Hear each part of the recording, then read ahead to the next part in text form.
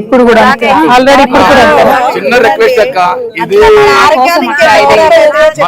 మేము ఎంత మొత్తుకున్నా మమ్మల్ని పట్టించుకోకుండా ఇది కావాలని చెప్తున్నారు. మేము కోరుకునేది ఒక్కటే, మీరు మినిస్టర్ దగ్గర కూర్చోబెట్టి చర్చించకపోతే ఇది ఆగడం జరగదు.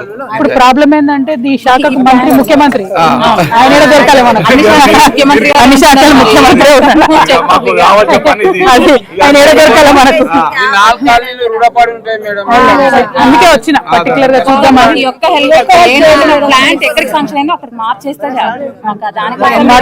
ఫస్ట్ జిహెచ్ఎంసీ కమిషనర్ గారికి మాట్లాడతాను, మాట్లాడి ఏంటి పరిస్థితి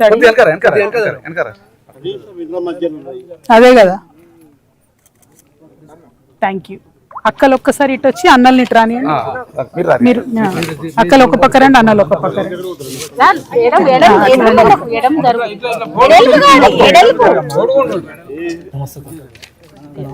నమస్తే.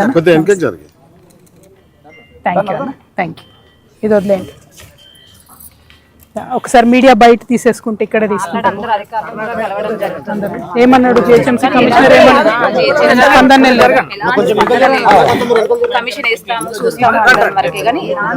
అంటున్నారు కానీ పని అయితే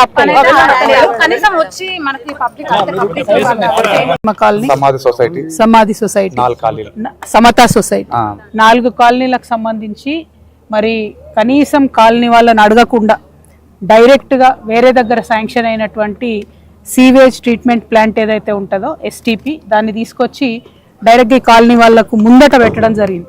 ఇక్కడ ఒకవేళ ఈ 4 ఎకరాలు ఖాళీగా ఉంటే కాలనీ వాళ్ళకి సంబంధించి ఒక పార్కో, లేకపోతే ఏదైనా ఓపెన్ జిమ్మో, లేకపోతే పిల్లలకు పనికొచ్చే లైబ్రరీయో, ఒక కమ్యూనిటీ హాలో కడితే ప్రజలకు పనికొస్తుంది. కానీ డైరెక్ట్గా మీరు తీసుకొచ్చి ఎస్టీపీ కడతా ఉన్నారు.